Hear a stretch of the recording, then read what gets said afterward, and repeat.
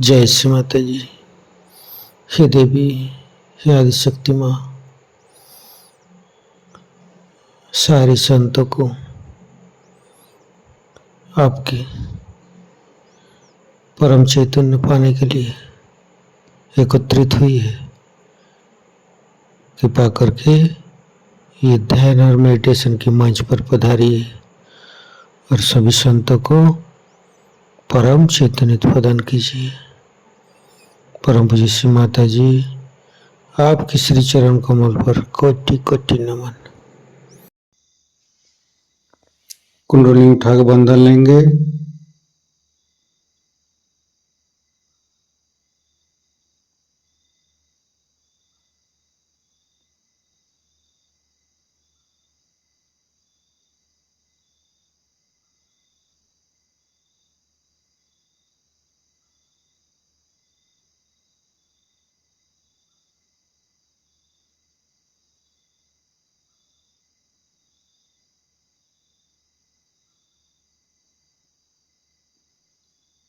तीनों महामंत्र।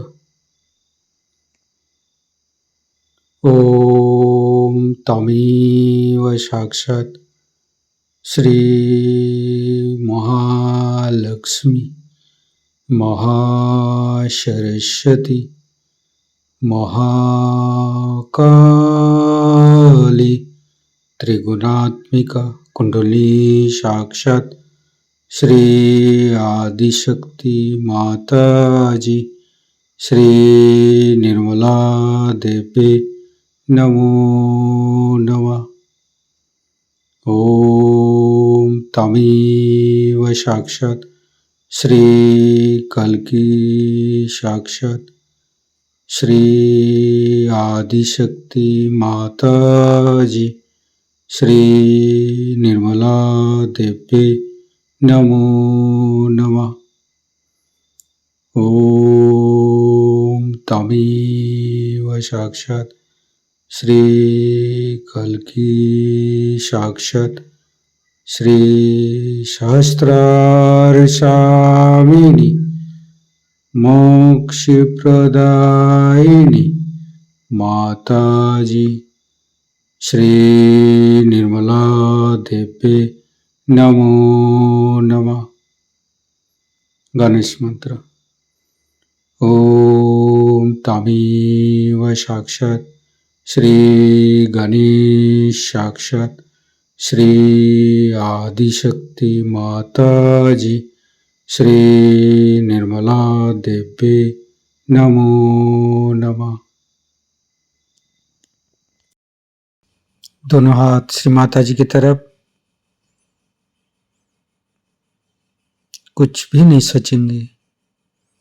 मन के अंदर समस्त चिंता को परम पूज्य श्री माता जी की श्री चरण पर समर्पित करेंगे। परम पूज्य श्री माता जी, हमारे हृदय को सच कीजिए। सच हृदय कमलासन पर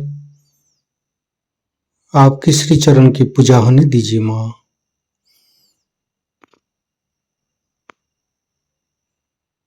संपूर्ण चित्त मध्य हृदय पर परम पूज्य श्री माता जी की श्री चरण की शीतलता अनुभव करते रहेंगे। परम पूज्य श्री माता जी, हम अज्ञानी हैं। हमारी अज्ञानता के वश में यदि आपकी शान के खिलाफ कोई गलती हुआ हो, कृपा करके अब मुझे क्षमा कर दीजिए माँ। दोनों हाथों की अंगुली के ऊपर चैतन्य लहरें अनुभव करते रहेंगे।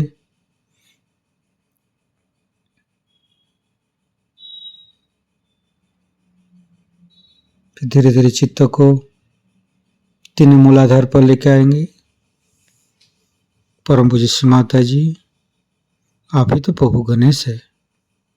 कृपा करके हमारे शरीर की तीनों नाड़ी सातों चक्र के ऊपर स्थान ग्रहण कीजिए और सभी चक्र के दोषों को, सभी चक्र के अंदर रोगों को दूर कीजिए माँ।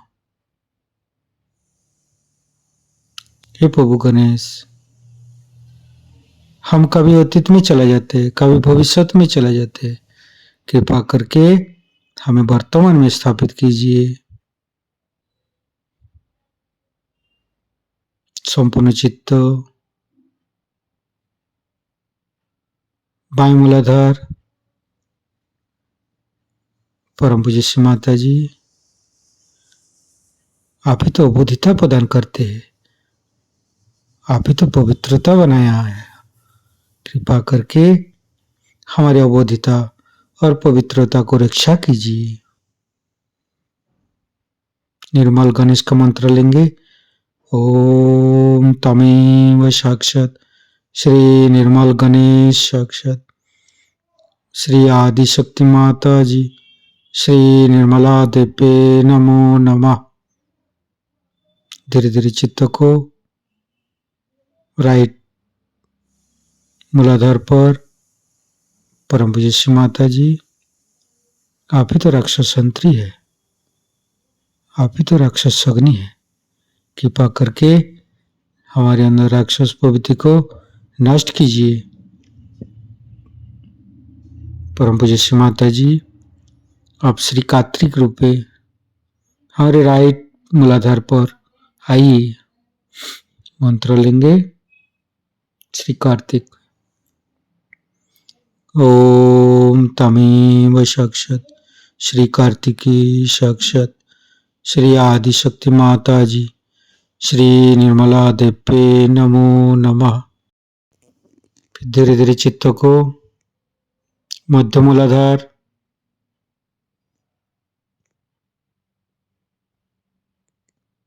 ओम गंग गणपते नमः 4 बार करेंगे।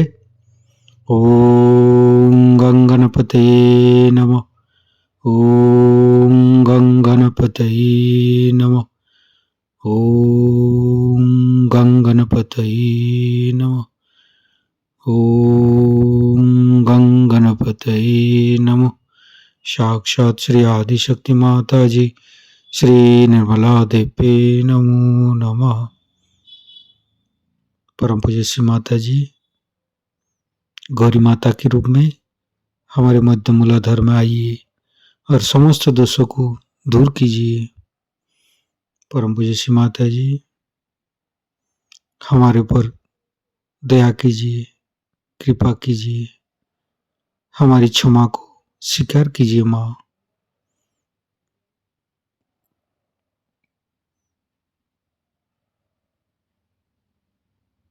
गणेश गौरी माता की मंत्र लेंगे।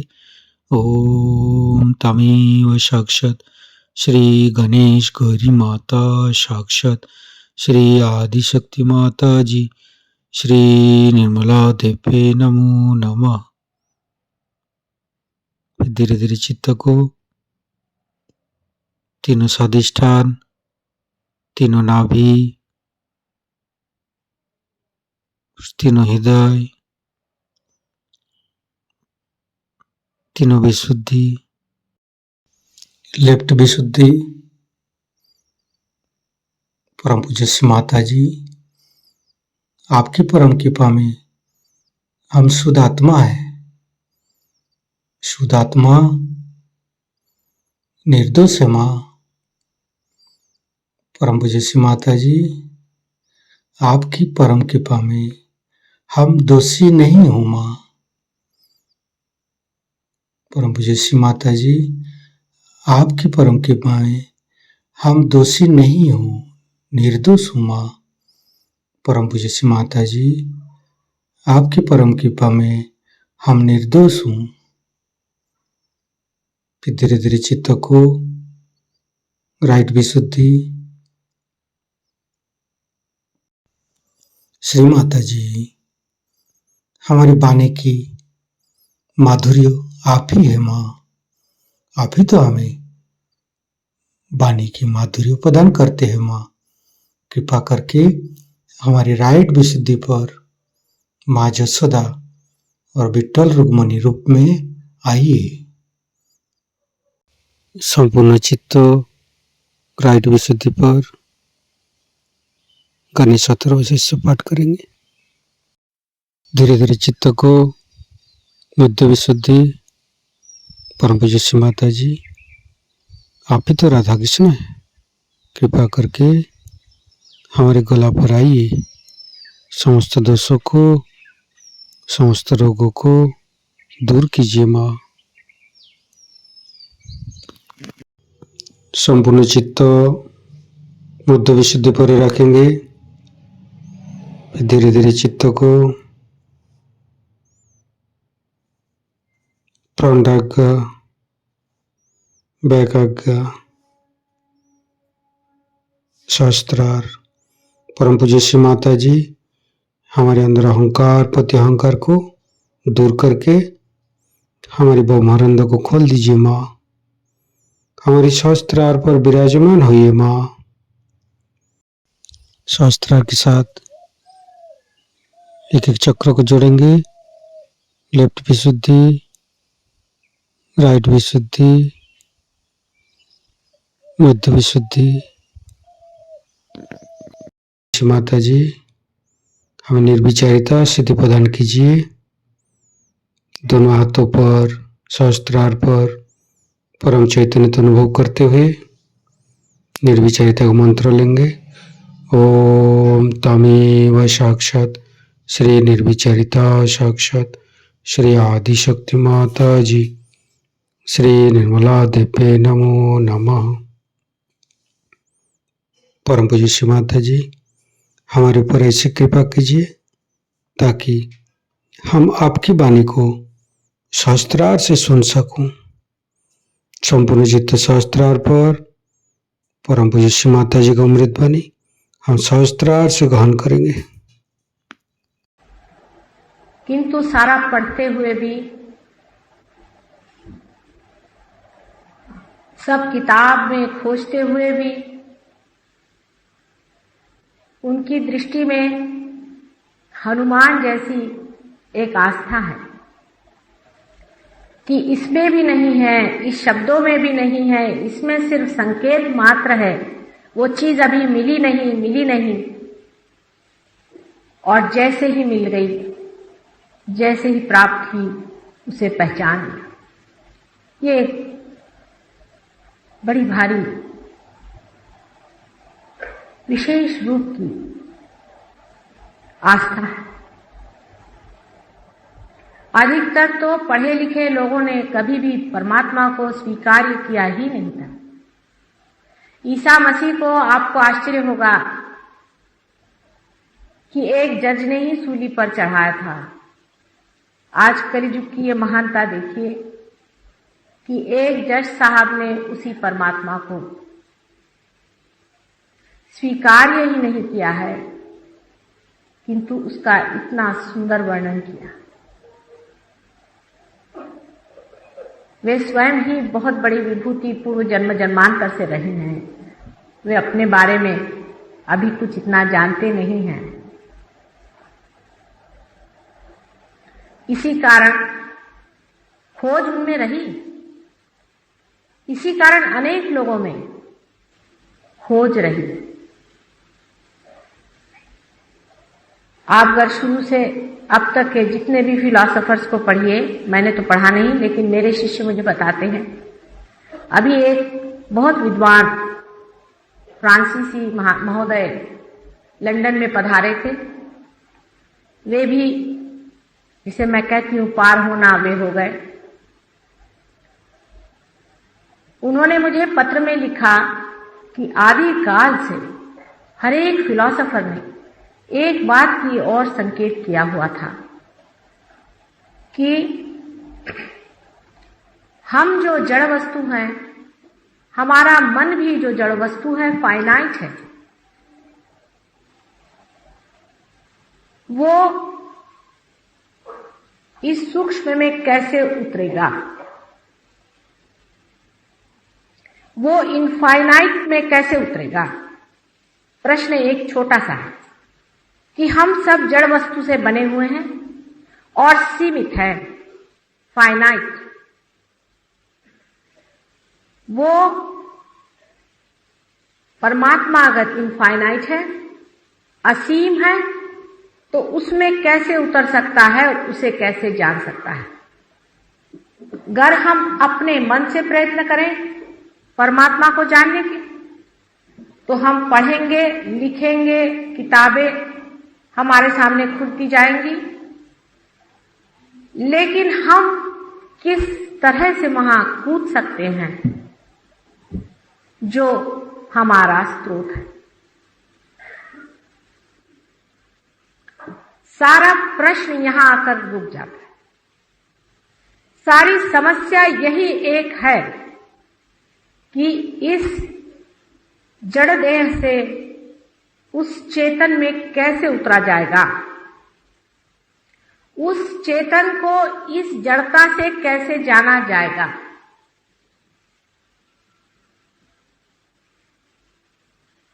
इसीलिए आज तक कभी भी कोई परमात्मा की बात करता है तो लोग उस पर हंसते हैं।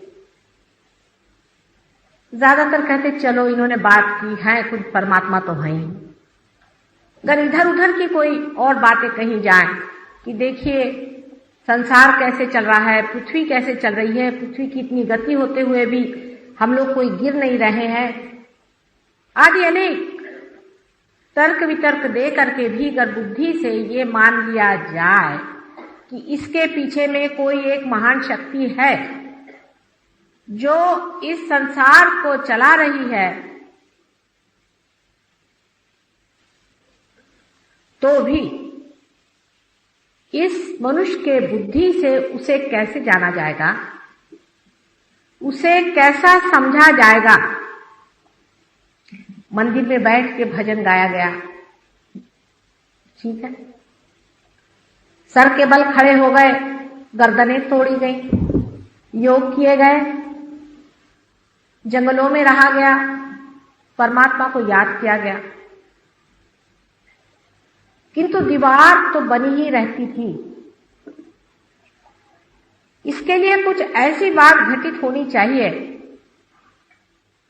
जिससे कि मानव उस इनफाइनाइट में, उस असीम में डूब जाए। साइंटिस्ट हिंदुस्तान के अभी उस किनारे पर नहीं पहुंचे हैं जहां पर वेस्टर्न साइंटिस्ट पहुंचे। ये एक दुर्भाग्य ही है। वे लोग उस किनारे पर पहुंच गए, उस कगार पर पहुंच गए हैं जहां से वे कह रहे हैं, जैसे साइकोलॉजिस्ट हैं, मनोवैज्ञानिक, वो ये कह रहे हैं कि अब साइकोसिंथेसिस होना चाहिए किसी तरीके से। माने ये कि हमारा मन अनेक हिस्सों में जो बटा है उसको किसी तरह से एक होना चाहिए। यहां तक कि वो लोग हायर सेल्फ की बात करने लग गए हैं, क्योंकि उनके यहां बहुत से ऐसे पेशेंट्स आते हैं, वो कहते हैं कि हमने तो कुछ हायर सेल्फ देखा है, कुछ एक अजीब अनुभूति हमें हुई। उनको पेशेंट्स कहते हैं। इस पर जुटे हुए हैं हर जगह लोग पता लगाने के, लेकिन फिर बार बार वो यही कहते हैं कि हम इस जड़ शक्ति से, इस जड़ता से उस इनफाइनाइट में, उस असीम में नहीं उतर सकते। इस कारण उधर हमें प्रयत्न ही नहीं करना चाहिए, क्योंकि जैसे ही हम प्रयत्न करते हैं तब हमारी सुप्तावस्था में रही हुई जितनी भी जड़ शक्तियां हैं वो हमारे अंदर दौड़ने लगती। यानी जैसे कि रशिया में इन लोगों ने बहुत प्रयोग किए, अमेरिका में भी बहुत प्रयोग किए। उन प्रयोगों के कारण उनके अंदर से उन्होंने देखा कि गेहूं बहने लग गया, चावल बहने लग गया। किसी ने ये देखा कि एकदम अधांतरी उठने लग गए, यहां से टेबल उठ करके उधर जाने लगा, लेकिन दिमाग उनका एकदम घबरा गया। रशिया में खासकर लोगों ने इस तरह के प्रयोग किए। उन लोगों की किताबें छपी हुई, कभी आप लोग पढ़ें तो आप भी समझ सकते हैं। वो कहते हैं कि इससे शांति नहीं मिली, हमको अजीब तरह के अनुभव आने लगे। ये कौन सी शक्तियां हैं जो हमारे अंदर आ रही है। उनको इस बात का पता नहीं कि ये हमारी सबकॉन्शियस की, सुप्त चेतन मन की, जो सामूहिक रूप पे हमारे अंदर स्थित है। जो कुछ मरा हुआ है वो भी हमारे ही अंदर स्थित है। वो मरे हुए लोग हमारी मदद कर रहे हैं, ये वो नहीं जानते। कुछ साइंटिस्ट मेरे पास आए थे, बहुत बड़े देश के लोग हैं, बहुत बड़े साइंटिस्ट हैं। उनमें से कुछ चंद्रमा पर पहुंचे थे। वे आकर मुझसे कहने लगे कि माँ, हम ये जानना चाहते हैं कि हम आकाश में किस तरह से उड़े। उन्होंने प्रयोग किए इसके। आपको आश्चर्य होगा कि हिंदुस्तान का साइंटिस्ट उस हद तक पहुंचा नहीं है जो इस चीज को सोच रहा है। हम अभी साइंस में अच्छा है, थोड़े पीछे ही है। मैंने कहा, बेटे तुम क्यों उड़ना चाहते हो? अरे तुम तो पहले ही चंद्रमा पे पहुंच गए हो, अब तुम चाहते क्या? कल हम चाहते हैं कि हम आकाश में उड़े बगैर किसी की मदद के। मैंने कहा, अगर मैं इसमें कहूं कि इसमें भूत तुम्हारी मदद करते हैं तो क्या तुम करोगे? कहले, हाँ हम तो करेंगे, क्योंकि फलाना देश है वो भी यही कर रहा है। मैंने कहा, अगर वो लोग भूतों के सहारे जा रहे हैं तो तुम क्यों भूतों में फंसना चाहते हो बेटे? तुम अपनी शक्ति पर खड़े। चंद्रमा पर जाना कोई बड़ी भारी जरूरी बात है। आज सारा संसार इतना ऊंचा बढ़ गया है, हम लोगों के यहाँ जरूर थोड़े से अभी प्रश्न है, वो भी हल हो जाएंगे। खाने पीने के प्रश्न उन देशों में हल हो चुके हैं, अधिकतर प्रश्न इन देशों में हल हो चुके हैं, लेकिन उस संसार के लोग जितने दुखी हैं उतने आप दुखी हैं। घर घर में आग लगी हुई है। बाप बच्चे को खा रहा है, बच्चा बाप को खा रहा है, माँ का पता नहीं, बहन का पता नहीं, एक रव रव कलिजुग वहां खड़ा। इतने दुखदाई उनके अनुभव जीवन के हैं कि वो परमात्मा तो क्या, पर किसी सुख को भी नहीं मानते कि संसार में कोई चीज सुख भी हो। इतनी आंतरिक पीड़ा से वो लोग प्लावित। साइंस उस चीज को नहीं खोज सकता है, कारण साइंस हर एक चीज को अलग अलग विलगीकरण करता है, एनालिसिस। इसको एक जोड़ने वाली शक्ति कुंडलिनी है। जिन लोगों ने कुंडलिनी के बारे में बहुत पढ़ रखा है, आपको आश्चर्य होगा, उन लोगों से मुझे कुंडलिनी समझानी नहीं पड़ती। हमारे देश में पढ़े लिखे लोग कहां कुंडलिनी के बारे में जानते हैं? आपकी बात छोड़ो, अब वो ये भी मानते हैं कि कुंडलिनी के जागरण के सिवाय आदमी उस स्थिति में नहीं पहुंच सकता, लेकिन उसके बारे में भी हजारों चर्चाएं संसार में है। वो कुंडलिनी जो जगाता है उसे ये होता है, वो होता है। मैंने देखा है वर्णनों में कि लोग कूदने लगते हैं, चीखने लगते हैं, चिल्लाने लगते हैं। कुंडलिनी जो कि आपकी मां, उसके जागरण से ये सब होना भी एक अजीब सी बात लगती है। इसका अर्थ सही यह है कि वो कुंडलिनी का जागरण न होते हुए किसी दुष्ट प्रवृत्ति का जागरण है।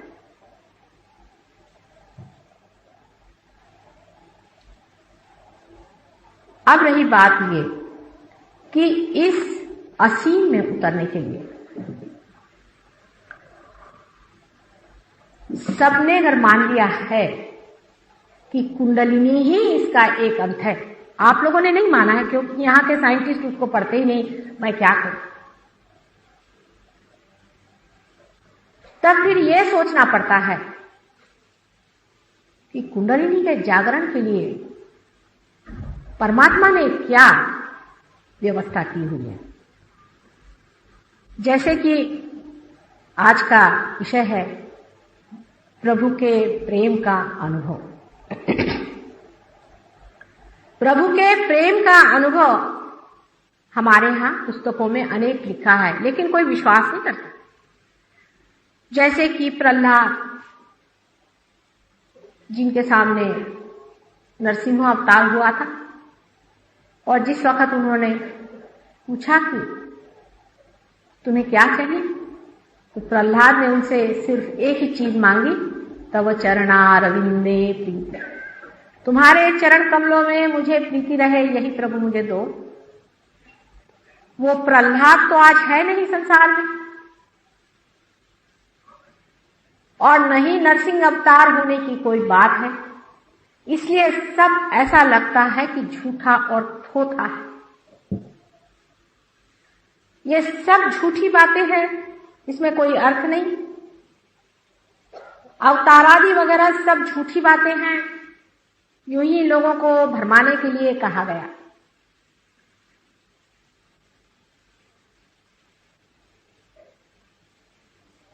ठीक है, मनुष्य अपने को इतना बुद्धिमान समझने लग गया है, ये एक तरह से अच्छी बात है। लेकिन जब आप कहते हैं कि कलियुग आ गया है और महान घोर कलियुग आ गया है, उसके दंश से हरेक आदमी जब पूरी तरह से छटपटा रहा है, कैंसर जैसी बीमारियां शरीर को खा ले रही है,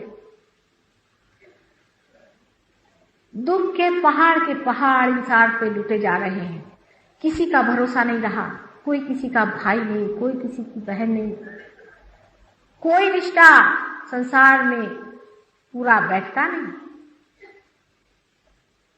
उस वक्त परमात्मा के प्रेम की बात कहना किसे मंजूर होगा? बात कहने की नहीं है। इसी वक्त में कभी भी संसार में हुआ नहीं, इस तरह से प्रभु प्रेम का वर्षाव हो रहा है चारों तरफ से। आपको दिखाई नहीं दे सकता, आप इसे जान नहीं सकते, ये मैं मानती हूं, कारण आपको ऐसा ही बनाया गया है कि उस अचेतन मन को, उस अनकॉन्शियस को, जिसकी बातचीत आज साइकोलॉजिस्ट कर रहे हैं, जिसके बारे में पूर्ण वर्णन हो चुका कि कुछ अनकॉन्शियस अचेतन मन है, वो हमें किसी तरह से मदद कर रहा है, लेकिन हमारा उससे कनेक्शन नहीं है। वो अपना कनेक्शन बनाए है, उसकी छत्र छाया है, लेकिन हम उसे नहीं पा पाते। वो अनेक तरह से आपकी मदद कर रहा है।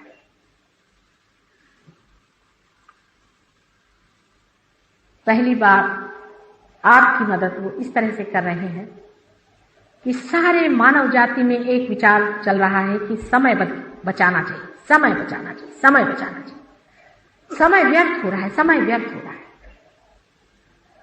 किंतु यही मनुष्य की मूर्खता भी आ जाती है कि वो जो समय बचा रहा है वो कहां व्यर्थ कर रहा है। अगर वो एक क्षण भी इसे सोचे कि समय मैं जो बचा रहा हूं इसे मुझे कहां लगाना है, तो उसमें संतुलन आ जाएगा।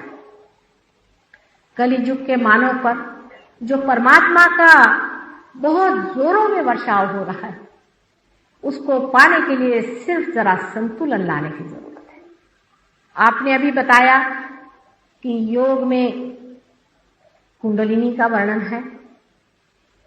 पातंजलि योग शास्त्र में जिस तरह से बताया गया है कि आपको 6 तरह की चीजें करनी पड़ेगी, जंगलों में रहना पड़ेगा, गुरुओं का समागम करना पड़ेगा, तब कहीं जा करके ये चीज अंदर बनेगी। अभी गगनगढ़ के एक बहुत बड़े महाराज हैं, मुझसे कहने लगे कि माता जी 21,000 वर्ष की तपस्या के बाद मेरे हाथ में वाइब्रेशन फूटे थे और आप इन लोग को यूं ही देते चली जा रहे हैं।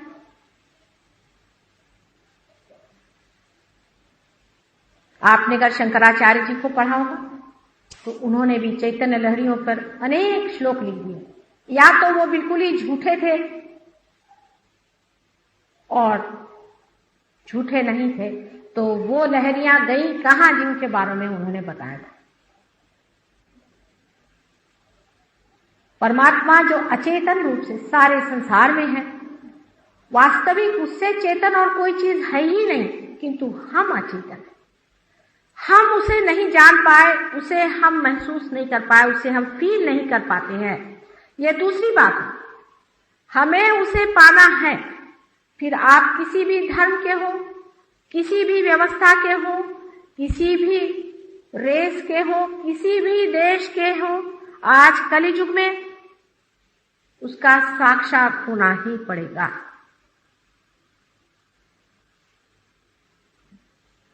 – 1979 से कलियुग खत्म होना चाहिए, शुरुआत हो गई।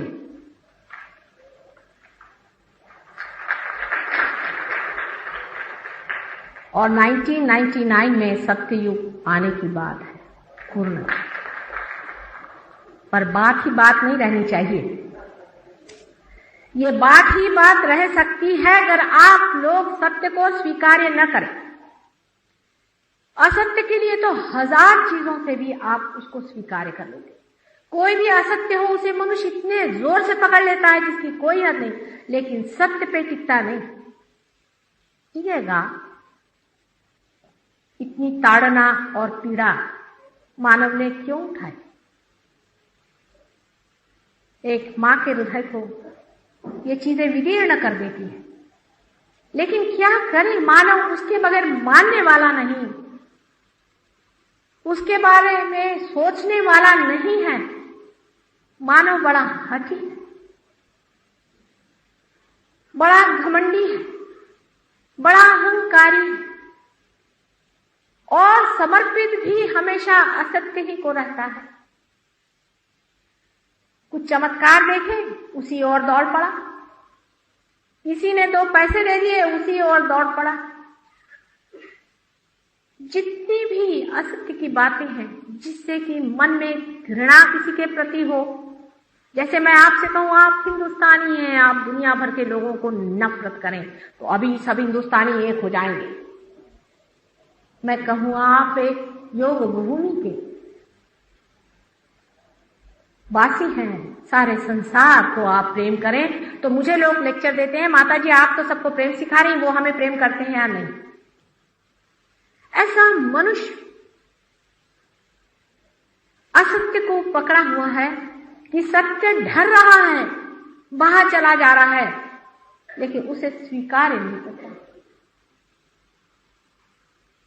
इतना हठी है